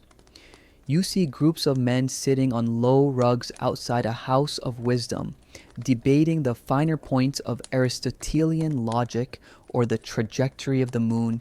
They're using words you've never heard. Algebra, zenith, azimuth. They're treating knowledge like a sport, and the crowd is leaning in to listen as if they're watching a championship game. You compare this to your village, where the most intellectual debate was usually about whose pig ruined whose vegetable patch, and you realize you've stepped into a different version of humanity. The city layout is a masterpiece of design. Known as the Round City, it was built as a perfect circle with the Caliph's palace at the center, a literal bullseye of power. But the night market is where the real heart of Baghdad beats. You see fortune tellers with intricate brass astrolabes claiming they can map your destiny using the position of the planets. You see doctors, actual doctors with clean instruments, selling medicinal syrups made of rose hips and mint, rather than suggesting you balance your humors by rubbing a dead frog on your chest. It's a world where science and magic are still shaking hands, trying to decide who's in charge. The sheer scale of the trade is visible in every shop window. You see porcelain from China that looks like it's made of frozen moonlight, and ivory from Africa carved into delicate boxes. This is a city that has conquered the world, not with a sword, but with a receipt book. You feel a strange sense of pride just being here, a witness to what humans can do when they stop fighting long enough to trade ideas and spices. The liquid bread of your past is a distant, foggy memory. Here, you'd rather have a cup of dark, bitter coffee, a new discovery from the highlands of Ethiopia that is just starting to make its way into the city's social life. It's the drink of the intellectual, the liquid fuel of the golden age. As you reach the banks of the Tigris River, the water reflects the thousands of lights from the city, making it look like the stars have fallen into the current. You see the massive coracles, round, bitumen-covered boats moving silently through the water, bringing even more treasures into the market. The city feels infinite, a glowing organism that breathes and pulses with the rhythm of the tides and the caravans.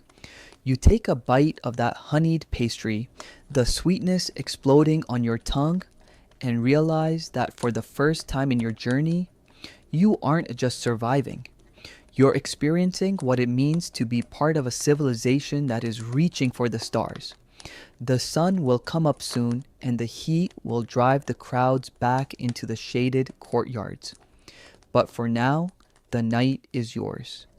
You are a ghost in the market of dreams, a traveler in the city of light. The hard life of the peasant and the hidden life of the harem both seem like shadows compared to this vibrant, noisy, and beautifully chaotic reality. You tuck a small scroll of poetry into your belt, a souvenir of a night where the world was wide and the lights never went out, and prepare for the next shift in the narrative, knowing that the golden age, like the night, must eventually give way to something new. The vibrant glow of the Baghdad night market hasn't faded. Instead, it has intensified as you move deeper into the souk, the labyrinthine marketplace that serves as the beating heart of the Islamic Golden Age. If the lights of the Round City were a visual feast, the souk is a full frontal assault on your olfactory system. You aren't just walking through a market, you are walking through the concentrated essence of the entire known world. Back in your medieval European village, the most exotic thing you might have encountered was a particularly pungent clove of garlic or perhaps some imported salt. Here, your senses are being recalibrated. The air is thick, almost chewy, with a blend of scents that a peasant brain can barely categorize. You're smelling the Silk Road in real time, and it smells like a mixture of heaven, a chemistry lab, and a five-star kitchen. It is a mainstream historical fact that Baghdad was the primary terminus for the Silk Road and the Indian Ocean trade routes during the 8th and 9th centuries. This meant that things we consider basic today, like black pepper, cinnamon, and ginger, were flowing through the streets in quantities that would make a European king weep with envy. You watch a merchant weigh out a handful of small wrinkled black peppercorns as if they were diamonds. To you, Pepper is a myth. Here it's a seasoning for a Tuesday night snack. You see mounds of turmeric that look like piles of powdered gold and heaps of bright green cardamom pods that smell like citrus and wood smoke combined. Historians still argue whether the sheer volume of the spice trade was the primary driver of the Islamic Golden Age's economic stability, or if it was the sophisticated banking system, complete with sak, the ancestor of the modern check, that allowed merchants to trade from Spain to China without carrying bags of gold. The street food here is the ultimate modern comparison. Imagine the most high-end food truck festival you've ever seen, then remove the trucks and replace them with mud brick stalls and charcoal braziers. You stop at a vendor who is making jalebi, swirls of deep-fried dough soaked in a saffron-infused honey syrup. The scent of the frying oil mixed with the floral sweetness of the honey is intoxicating. Next to him, a man is roasting whole lambs over pits filled with almond wood. The fat drips onto the embers, releasing a savory cloud that smells like a warm hug for your stomach. You can buy a bowl of sikbaj, a sweet and sour beef stew flavored with vinegar, honey, and a dozen different spices. It's a dish so popular that it traveled all the way to the shores of the Mediterranean, eventually evolving into what we know as escabeche or ceviche. You aren't just eating, you're tasting the literal movement of history. As you navigate the crowd, you notice the spiritual corner of the market. This isn't just about food and silk. It's about the unseen. Here, you find the alchemists and the sellers of magical ingredients. You see jars of what they claim is dragon's blood, actually a bright red resin from a tree, and bundles of dried herbs that promise to cure everything from a broken heart to a stubborn case of the gout. There's a quirky, fringe tidbit about the Baghdad battery or similar curious artifacts often found in this region. While the actual battery dates to an earlier period, the scholars in the night market are obsessed with the properties of metals and acids. You might see a man demonstrating how a certain liquid can turn a dull piece of copper into something that glitters like silver. Is it science? Is it a scam? In 9th century Baghdad, the line between an experimental chemist and a street magician is thin enough to trip over. The social hierarchy of the market is surprisingly fluid. You see a high-ranking official in a silk turban standing next to a common laborer, both of them arguing with the same intensity over the price of a crate of pomegranates. There's no peasant class here in the way you understood it back in Europe. Here you are defined by what you know and what you can trade. You see knowledge cafes where people aren't drinking coffee yet. That's still a bit of a niche discovery from the Ethiopian highlands, but they are drinking tea and sherbets made of chilled fruit juices and snow brought down from the northern mountains. Yes, snow. In the middle of a desert city, the wealthy are eating flavored ice. It's the 9th century equivalent of having a private jet, a total defiance of geography and climate. You pass a shop that specializes in attars, or botanical perfumes. The master perfumer sits behind a counter filled with hundreds of tiny glass vials. He offers you a scent made from the night blooming cereus. It smells like a cool breeze on a hot night, floral and mysterious. He explains that a person's scent should reflect their intellectual temperament. If you're a poet, you might wear something light and airy. If you're a mathematician, something sharp and woody like cedar. It makes you realize how far you've come from the scent of status in the Mongol harem. There, scent was about rank. Here it's about personality. It's an incredibly modern idea, a focus on the individual in a world that is usually obsessed with the collective. The noise of the market changes as you enter the section dedicated to books and parchment. This is the knowledge market. Baghdad was the paper-making capital of the world after capturing Chinese papermakers at the Battle of Talas. Suddenly, information became cheap. You see students carrying stacks of paper filled with messy notes on astronomy and medicine. You hear the rhythmic scraping of hundreds of reed pens. The sound of Baghdad. It's a medieval version of a coffee shop filled with people on laptops. Historians still argue whether this paper revolution was the single most important factor in the Golden Age, allowing for the massive translation of Greek, Persian, and Indian texts into Arabic. Looking at the sheer volume of scrolls and books around you, it's hard to disagree. The sensory experience of the Baghdad night market is one of abundance. Your brain, used to the scarcity of the starving time and the monotony of the liquid bread diet, is struggling to keep up. The colors are too bright. The deep indigos, the vibrant madder reds, the brilliant saffrons of the dyed silks. The tastes are too complex. The edible experiments of the street food that use fruit and meat together in ways you never imagined.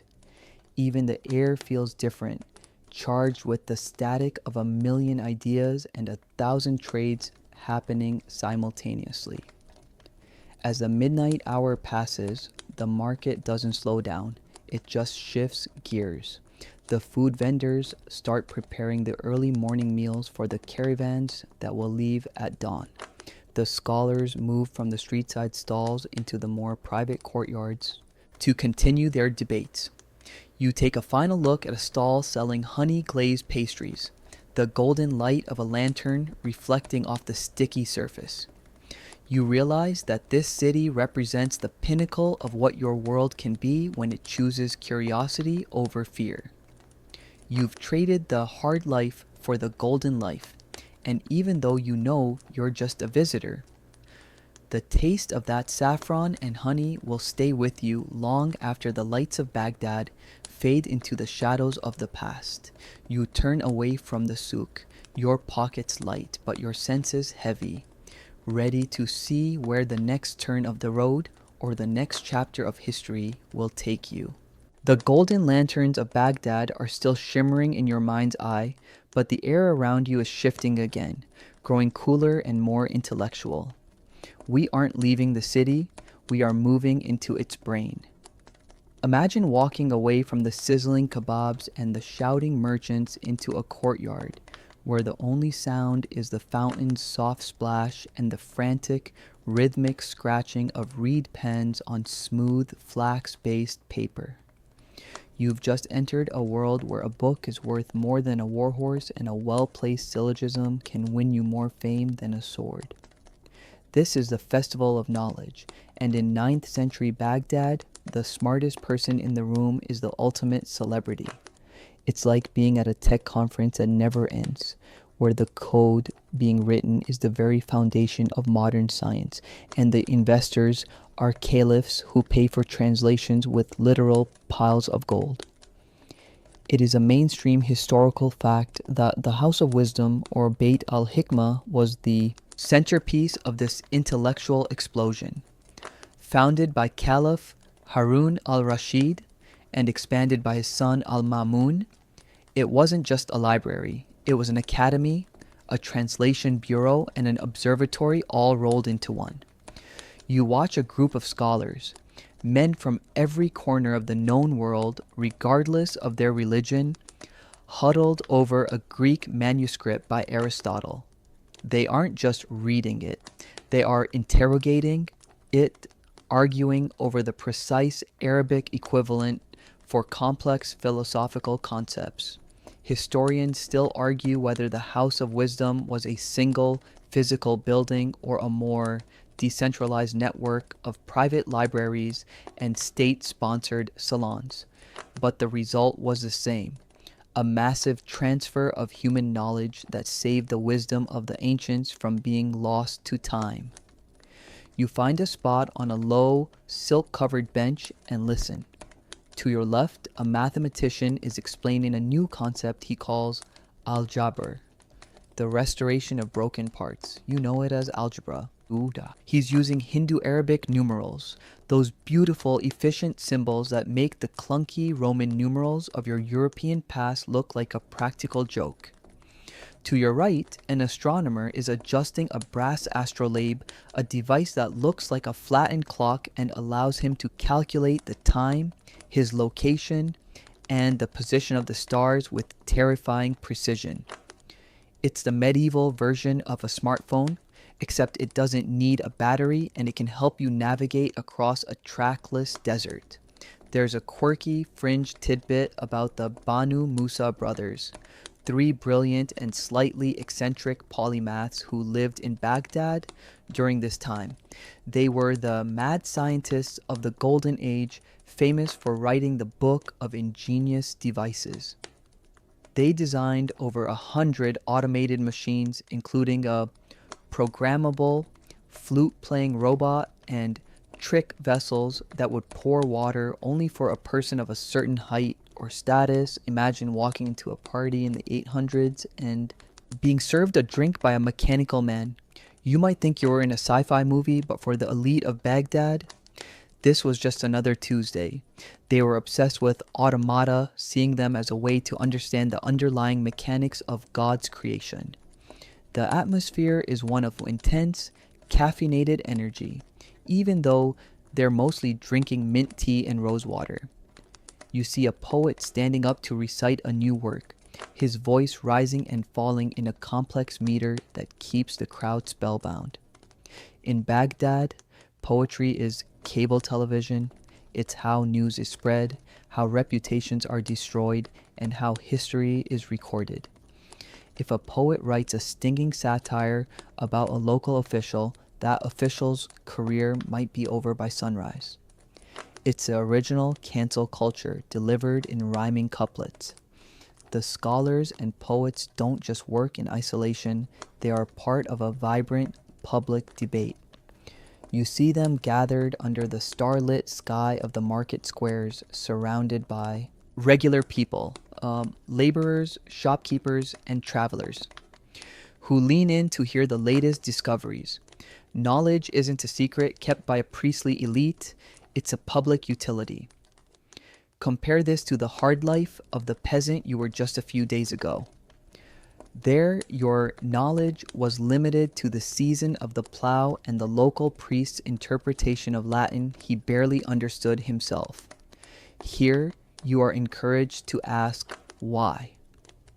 Why do the planets move in those specific arcs? Why does a certain herb cure a fever while another makes it worse?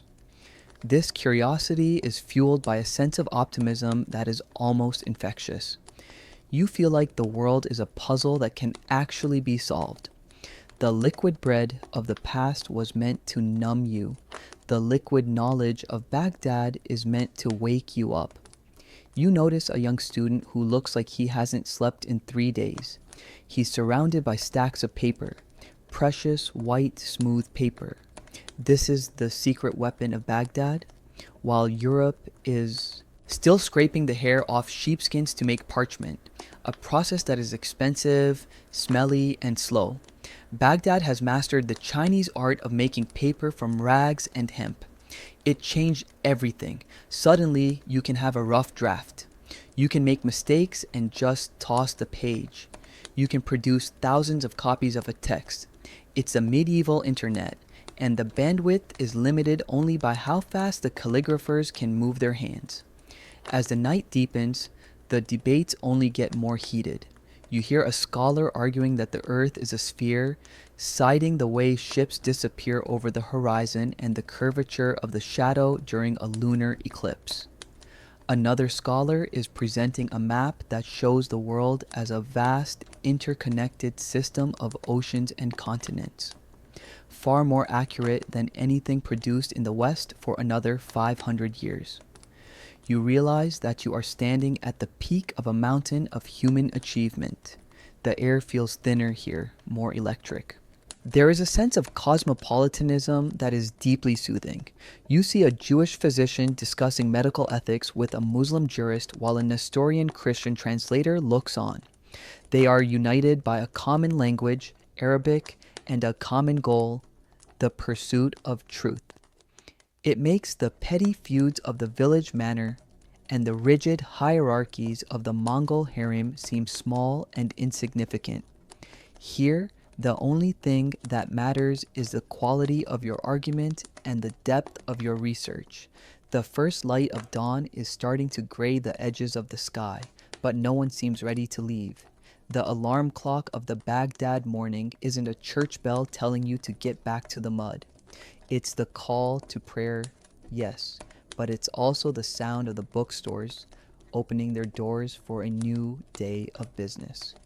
You take a deep breath of the cool morning air, smelling the faint scent of ink and old paper, mixed with the dying embers of the street-side lanterns. You've been part of a festival that doesn't celebrate a saint or a harvest, but the human mind itself. You feel a strange sense of loss as you prepare to leave this intellectual paradise, knowing that you're headed toward a world that is much more violent and much more certain of its own destiny. You tuck a small, discarded scrap of paper into your sleeve, a fragment of a geometry proof, and step out of the House of Wisdom, ready to see where the next rise from adversity will take you. The scholarly debates of the House of Wisdom are still ringing in your ears, but the setting is shifting once again.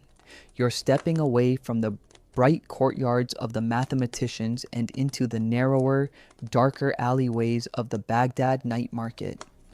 This is the Amulet Alley, the place where science hasn't quite kicked out the spirits yet. Here, the air is thick with the smell of burning sulfur, dried hyssop, and a pungent metallic scent that tickles your throat. This is the realm of the alchemists and the fortune tellers, the market's mystical edge. If the scholars in the House of Wisdom are the 9th century version of NASA, these guys are the underground biohackers and the dark web of the golden age. You're trading the clarity of geometry for the murky, swirling possibilities of the unseen world. You see a man sitting behind a low table covered in a cloth of deep indigo, illuminated by a single flickering lamp. On the table sits an astrolabe, but it's more ornate and strange than the one you saw the astronomers using. He claims it can map not just the stars, but the very movement of your soul. This is a mainstream historical fact. During the Golden Age, astrology and astronomy were often two sides of the same coin. Even the most serious scientists believe that the celestial bodies influence the humors of the human body. To them, predicting a solar eclipse was just as much about science as it was about knowing if it was a good day to sign a contract or get married. You watch as a customer, a merchant who looks like he's lost a few too many caravans to the desert, pays a silver coin for a small, leather-bound amulet. The doctor inside the stall isn't using a stethoscope. He's writing a series of mathematical symbols and Quranic verses on a tiny piece of parchment, which he then rolls up and seals with wax. He tells the merchant that as long as he wears this around his neck, the evil eye will have no power over his camels. It's the medieval version of a high-tech insurance policy. You might roll your eyes, but in a world where a sudden sandstorm or a localized plague can wipe out your entire family in a weekend, you'd probably buy a protection scroll too. Historians still argue whether these mystical practitioners were simply charlatans exploiting the desperate, or if they were the early pioneers of psychology. Some scholars suggest that the elaborate rituals and the focus on intent served as a powerful placebo, providing the mental fortitude needed to survive in a high-risk environment. When the alchemist tells you that rubbing a piece of magnetic lodestone on your forehead will cure your migraine, he's using the primitive language of biomagnetism. It's a quirky, fringe tidbit that some of these early wizards actually discovered real chemical compounds, like sulfuric acid and alcohol, while trying to find the philosopher's stone that would turn lead into gold. They were essentially accidentally inventing chemistry while looking for a get-rich-quick scheme. You pass a stall where the smell of vinegar and rotting eggs is particularly strong. This is an alchemist's lab. He has glass retorts and bubbling beakers that look like something out of a Victorian horror movie. He is obsessed with transmutation. He believes that everything in the world is made of the same base materials and that if he can just find the right catalyst, he can rearrange the world to his liking. He offers you a tonic of longevity, which looks suspiciously like a mixture of honey and mercury. You politely decline. You've seen enough people with silver-stained skin to know where that road leads. Medicine is really just polite torture with a theology degree here, but at least the alchemists are trying to be creative about it. The sensory experience of this part of the market is jarring. To your right, a woman is selling dream interpretations using a bowl of clear water and a drop of black ink. To your left, a man is selling bezoar stones, calcified lumps found in the stomachs of goats, which were widely believed to be a universal antidote to any poison. He's calling them the jewels of the desert, and people are lining up to pay a fortune for them. It's the ultimate fringe luxury. Remember that liquid bread you drank as a peasant? To these people, that's just a base survival liquid. Here, they want the water of life, the elixir of the sun, and the breath of the moon. You notice a group of students from the House of Wisdom lingering near the alchemist's stall. They're mocking him openly, calling his theories old wives' tales and unfounded superstition. This is the tension of the Golden Age, the battle between the emerging scientific method and the ancient, mystical traditions of the past. The students want proofs, the market goers want miracles. You realize that you're standing at the exact point where humanity is starting to decide which way to go. Will we rely on the astrolabe to navigate the sea or the amulet to navigate our fears? In Baghdad, the answer is often both. There's a certain dark humor to the market. You see a man selling hair growth serum who is quite clearly as bald as an egg. When someone points this out, he simply laughs and says he's donated all his hair to the cause of research. It's the same sarcasm and wit you found in every corner of this city. The people of Baghdad are too smart to be entirely fooled, but they're too human not to hope. You feel a sense of camaraderie with them, a shared understanding that life is a bit of a gamble, and sometimes you just need a little bit of magic to feel like the odds are in your favor. The night is reaching its deepest point, and the shadows in Amulet Alley seem to stretch and twist. The colorful lanterns from the main market don't reach this far, leaving the street illuminated only by the green and blue flames of the alchemist furnaces. It feels like a different world entirely. You look at a collection of dried lizards hanging from a doorway and wonder if they were for a soup or a spell. Probably both. In this world, the line between a recipe and a ritual is a very blurry one. As you prepare to leave the market, you see a fortune teller looking directly at you. She doesn't ask for a coin, she just nods toward the west. The boy who will be king is running, she whispers, her voice barely audible over the crackle of a nearby fire. It's a chilling reminder that while Baghdad is a city of light and knowledge, the rest of the world is still a place of blood and iron. The intellectual festival is a fragile bubble, and outside its walls, history is being made by those who are willing to fight for it. You take a final look at the spiritual corner, the place where science and superstition are still sharing a cup of tea. You've seen the best of what the mind can achieve, and you've seen the depths of what the heart fears. The festival of knowledge is a beautiful thing, but it's not the only way to rise from adversity. Sometimes you don't need a library, you need a sword and a reason to run. You feel the transition starting. The smell of sulfur fading into the smell of Roman dust and Mediterranean salt. We're moving toward a boy who has lost everything and is about to find out exactly what he's made of. You leave the Baghdad night behind, carrying a small brass charm you accidentally picked up, ready to meet a young man named Julius in a world that doesn't care about his pedigree yet. The vibrant, kaleidoscopic lanterns of Baghdad and the pungent, sulphurous clouds of the alchemist's alley have vanished, replaced by the sharp, dry heat of an Italian summer and the scent of dusty marble and sun-baked pine. You aren't a peasant in a mud hut or a scholar in a gilded library anymore. You are standing in the Subura, the densest, loudest, and most dangerous slum in Rome. This is where the other half lives, the half that doesn't have a marble villa or a personal slave to peel their grapes. The air here smells of open sewers, cheap wine, and the sweat of thousands of people packed into crumbling apartment blocks called insulae.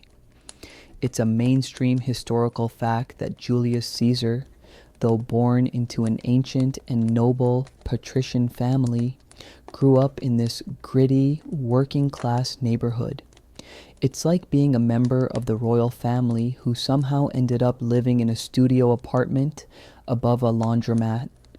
You see a young man, barely 16, moving through the crowd with a certain practiced grace. This is Julius.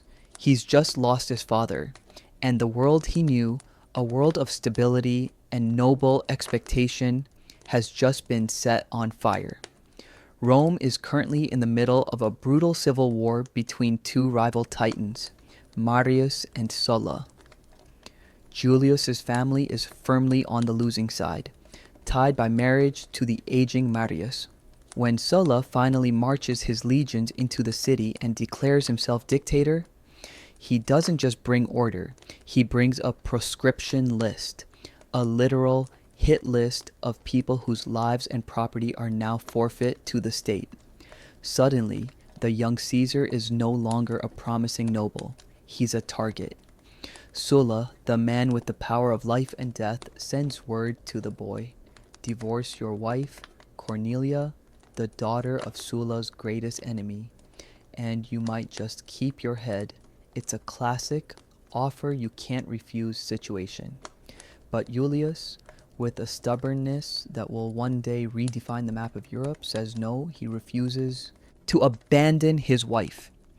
In a world where political alliances are traded like baseball cards, this act of romantic and political defiance is essentially a death wish.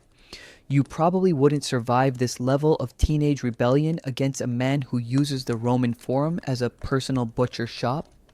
But Julius is different. Because of this, no, he is stripped of everything. His inheritance is seized, his priesthood is revoked, and he is forced to flee Rome into the dark of night. You are now with him, trudging through the Italian countryside, sleeping in ditches and hiding in the woods. You have no money, no title, and every bounty hunter in Italy is looking for the skinny kid with the noble nose. Historians still argue whether Caesar's refusal to divorce Cornelia was an act of genuine, youthful love or a calculated piece of political theater designed to show he couldn't be bullied. Either way, it turned him into a fugitive before he even had a real toga. The sensory experience of this exile is a far cry from the liquid bread of the peasant. This is the sensory experience of fear. It's the sound of a distant hoofbeat on a gravel road that makes you dive into the brambles. It's the smell of cold campfires and the taste of wild berries that are more sour than sweet. Caesar is suffering from a recurring quartan fever, a form of malaria that makes his bones ache and his head spin. He has to be moved every night, carried on a litter by a few loyal servants who haven't yet realized that staying with him is a terminal career move. There's a quirky, fringe tidbit about Caesar's time as a runaway. Legend has it that he was eventually tracked down by one of Sulla's snatch squads, led by a centurion named Cornelius. Most people would have been executed on the spot, but Caesar, even while shivering with fever and covered in mud, managed to bribe the centurion with 2 talents of silver, money he likely didn't have and had to borrow from the very people hiding him. It's the ultimate fake it till you make it moment. He talked his way out of a death sentence by promising a fortune to a man who could have just taken his head for a bounty. It shows a level of charisma and psychological warfare that even the Baghdad fortune tellers would admire. Eventually, the pressure on Sulla to pardon the boy becomes too much. Caesar's influential relatives and the Vestal Virgins, the most sacred women in Rome, plead for his life. Sulla famously gives in, but with a warning that should have sent chills down everyone's spine. In this Caesar, there are many Mariuses. He saw the ambition lurking under the fever and the rags. But even with a pardon, Rome isn't safe for Julius. He needs to get away, and he needs to prove he's more than just a lucky fugitive. He heads east toward the Roman provinces in Asia Minor. This isn't a vacation, he's joining the army. He's trading the silk-bordered toga of a nobleman for the heavy, oiled leather and iron of a legionary. You are with him as he stands on the deck of a galley, watching the Italian coast fade into the blue mist of the Mediterranean. The hard life you experience in the mud of Europe is about to become a military life. You'll be sleeping on hard ground, eating hard tack. Bread so dry it makes a medieval rye look like a sponge cake, and learning the brutal, rhythmic geometry of Roman warfare. This period of exile is Caesar's true education. He isn't learning rhetoric in a classroom, he's learning how to lead men who only respect strength. He's learning that power isn't something you inherit, it's something you build, piece by piece, out of discipline and audacity. You see him practicing with a wooden training sword, striking a heavy post until his hands bleed. He doesn't complain about the lack of variety in his diet. He's focused on the merit of the soldier. The transition is profound. The boy who was hunted through the woods, like an animal, is becoming a man who understands the machinery of the state. He's observing the way the provinces are run, the way the Silk Road flavors you saw in Baghdad are already starting to influence the Roman appetite, and the way the eunuch shadows of Eastern courts operate. He is a sponge, soaking up every bit of data he can find. As the sun sets over the Aegean Sea, casting a long golden path toward the east, Caesar looks toward the horizon. He isn't thinking about the Amulet Alley or the Festival of Knowledge. He's thinking about the oak laurel, the Corona Civica, the highest military honor a Roman can win. He's going to earn it by saving a life in battle. He's going to prove to Sulla and to the world that the skinny kid from the Subura is the most dangerous man in the Republic. You feel the pacing of the story quicken, the sleepy ASMR of the campfire replaced by the steady, metallic clack, clack, clack of Roman sandals on a stone road. We're headed for a battle, and for Julius, the rise from the adversity is just getting started. The dust of the Italian countryside has settled, and the air around you now carries the sharp, saline bite of the Aegean Sea, mixed with the scent of sun-baked cedar and the heavy, metallic tang of an army on the move. You are no longer a fugitive, hiding in a ditch. You are standing in the shadow of the massive stone walls of Mytilene on the island of Lesbos. The year is 81 BCE, and the Roman Republic is currently reminding the locals that taxes are not a suggestion. You are part of the military entourage of Marcus Minucius Thermus, and right next to you, looking a bit more muscular and significantly more sunburned than the boy who fled Sulla, is Julius Caesar. He has traded his noble aspirations for the life of a junior officer, and he is finding that the liquid bread and gritty pottage of the common soldier are surprisingly good for the soul, or at least for his reputation. It is a mainstream historical fact that Caesar won the Corona Civica, the civic crown, during the siege of Mytilene. This wasn't just a participation trophy, it was the second highest military decoration a Roman could receive. It was a simple wreath made of oak leaves, but in the Roman social hierarchy, it was the equivalent of a Congressional Medal of Honor mixed with a permanent VIP pass to every event in the city. To win it, you had to save the life of a fellow Roman citizen in battle, hold the ground where you did it, and have the person you saved testify to the act. You watch as the Roman line surged toward the fortifications. The noise is a deafening wall of sound, the rhythmic thud, thud, thud of the testudo formation, the screaming of the defenders, and the terrifying, high-pitched whistle of incoming slingshots. Caesar doesn't hesitate. In the middle of the chaotic edible experiment of a melee, he sees a comrade fall. You watch him move, not with the practiced silence of a harem concubine or the slow trudge of a peasant, but with the explosive, lethal grace of a trained legionary. He stands over the fallen man, his gladius a blur of bronze and steel, fending off the assault until help arrives.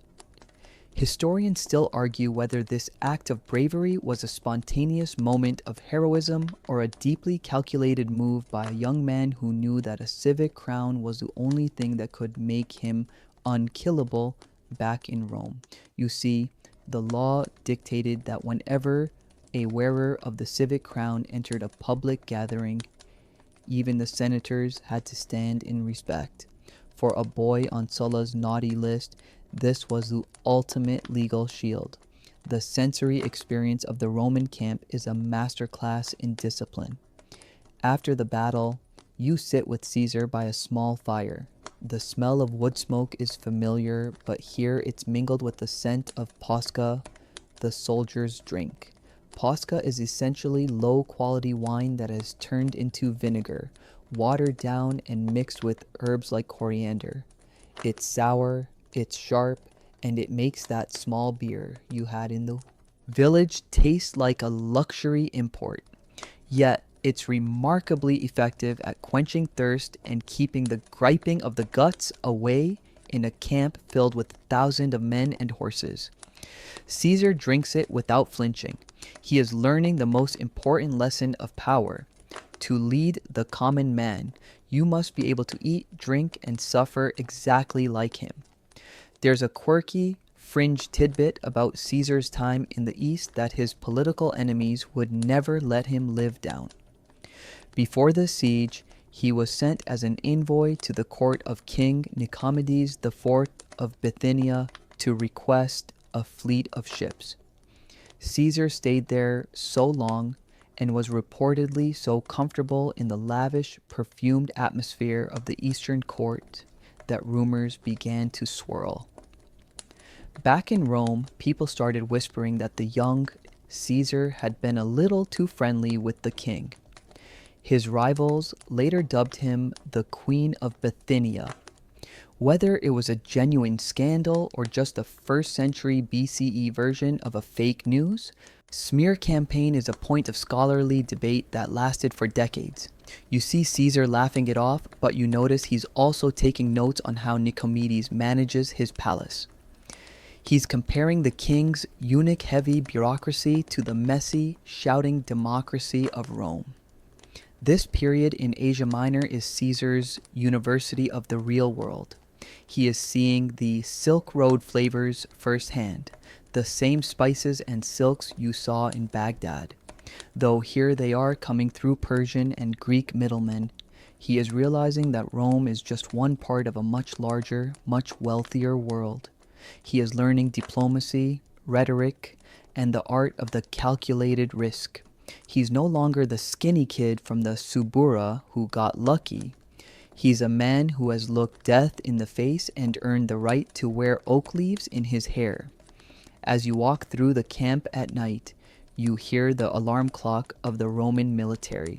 the changing of the guard, marked by the sharp metallic strike of a spear. Against a shield, it's a sound of absolute order. You realize that Caesar has found a new kind of pottage to fuel him: ambition. He isn't just surviving anymore. He's preparing to conquer. He's seen how a city can be taken with enough patience and iron, and he's starting to wonder if the same logic applies to the Republic itself. The starving time of your peasant past and the tests of silence of the harem seem like different dimensions now. Here, the test is one of volume and action. You watch Caesar practice his speeches to the men. He doesn't use the flowery, complex language of the Baghdad scholars. He uses short, punchy sentences that land like a hammer blow. He talks about glory, honor, and the spoils of war. He is building a brand. He knows that when he eventually returns to Rome, he needs more than just a famous name. He needs a legend. The sun begins to rise over the Aegean, turning the water into a sheet of hammered gold. Caesar stands at the edge of the Sol cliff, the oak laurel resting on a nearby crate. He looks toward the west, toward Rome. Sulla is old, and the wind is changing. The boy who would be king, that the Baghdad fortune teller whispered about, isn't running anymore. He's waiting for his ship. You feel the final transition of this journey approaching. The shift from the soldier to the statesman, from the apprentice to the master. The hard life has forged him into something harder than the millstones in that peasant bread, and twice as sharp. You take one last look at the smoke rising from the ruins of Mytilene and prepare to follow the man with the oak leaves back to the heart of the world. The Mediterranean salt spray is still drying on your skin as the wooden planks of a Roman galley give way to the solid, sun-warmed basalt of the Appian Way. You are finally approaching the city that has haunted your dreams and your fears for years. Beside you, the young man who once fled into the night with nothing but a fever and a stubborn no, is now a man of gravity and undeniable presence. Julius Caesar is coming home, but he isn't the same impulsive youth who defied a dictator. He is a veteran, a decorated hero, and a man who has learned that in Rome, power is a dish best served with a side of impeccable timing and a very loud public relations campaign. The smell of the subura, that old familiar mix of open sewers and frying dough, hits you like a physical weight, but this time it smells like opportunity. It is a mainstream historical fact that Caesar returned to Rome after Sulla's death in 78 BCE. Immediately diving into the cutthroat world of the Roman law courts to rebuild his reputation. He didn't have the money to buy an army yet, so he used the only weapons he had left: his voice and his oak laurel. You watch him stand in the Forum, the literal center of the Roman world, draped in a toga that is white enough to hurt your eyes. He is prosecuting corrupt governors, using the rhetoric he polished in the East to tear down men twice his age. He's like a young, high-powered defense attorney taking on the establishment, and the crowds, the same people you lived among in the tenements, are absolutely loving it. They see him as one of their own, a man of the people who actually has the pedigree of a god. But even as he wins over the crowds, the hard life of his past still lingers in the shadows. He is deeply in debt, having spent every sestertius he could borrow to fund his lifestyle and his political edible experiments, lavish banquets and public games designed to keep his name on everyone's lips. To the elite, he's a reckless gambler. To you, who remembers the liquid bread and the starving time, he's a man who understands that if you aren't moving forward, you're already dead. He treats his debts like a scoreboard, betting that his future glory will more than pay for his present excesses. It's a high-stakes game of financial chicken that would make a modern hedge fund manager sweat. Historians still argue whether Caesar's early political career was driven by a genuine desire for reform or by a sociopathic level of personal ambition. Was he a champion of the oppressed or just a very talented opportunist? As you watch him navigate a crowded reception, whispering carrot-rated compliments to the wives of his rivals and small beer jokes to the veterans in the street, you realize the answer is probably both. He has the sixth sense for deception you saw in the Baghdad eunuchs and the stilled heart of a Mongol concubine. He is a predator who has learned to wear the mask of a diplomat. There's a quirky, fringe tidbit about Caesar's legendary vanity that starts to manifest during this return. He was reportedly obsessed with his thinning hair, often combing it forward to hide his receding hairline, the original comb over.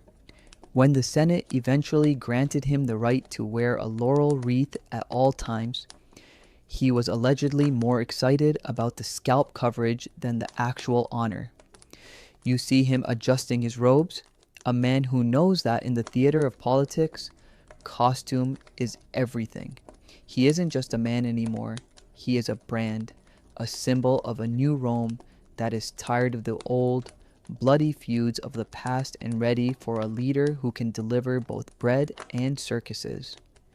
You feel the pace of the city. It's a Baghdad-level energy, but with a more violent, jagged edge. The alarm clock of Rome isn't a church bell or a call to prayer. It's a roar of the crowd at the Colosseum and the rhythmic chanting of political factions in the streets. You realize that your journey through time and sensory extremes, from the mud of the peasant to the silk of the harem and the ink of the scholar, has all been leading to this moment. You understand the world now in a way that the people shouting in the forum never will. You've seen the scarcity that creates hunger and the abundance that creates art. You've seen how power can be held in a ledger, a cent, or a sword. Caesar pauses at the top of the Capitoline Hill, looking down at the sprawling, chaotic masterpiece of the city. He isn't the hunted boy anymore. He is a man ready to seize destiny by the throat. The hard life has been a long one, but it has forged a mind that can calculate the trajectory of an empire as easily as a Baghdad astronomer maps the stars. He turns to you, or perhaps just into the wind, and you see a flicker of that old, stubborn defiance. He's ready. And as you watch him descend into the heart of the city, the sights and sounds of the ancient world begin to soften. The sharp edges of the marble and the pungent smell of the streets fading into a gentle, rhythmic hum. The journey is ending, but the story is just beginning.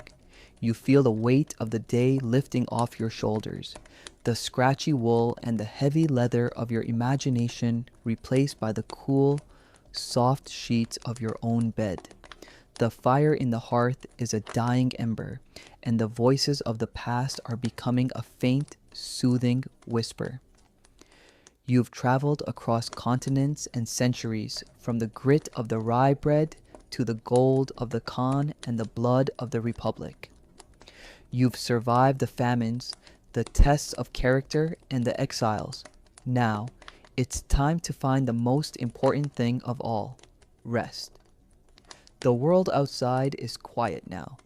The distant sounds of traffic or the wind in the trees becoming nothing more than a soft background hum, like a fan spinning in a corner of the room. Think of the long, winding roads we've walked tonight, the dusty paths of Asia Minor and the paved streets of the round city, and imagine them all leading to this single, peaceful moment of stillness. The scents of musk, wood smoke, and saffron are fading away, replaced by the clean, familiar scent of home. Your breathing is slowing down, matching the steady, ancient rhythm of the earth itself. as the heavy ledgers of the eunuchs and the frantic pens of the scholars are finally laid aside. There are no more tests to pass, no more hard bread to chew, and no more dictators to flee.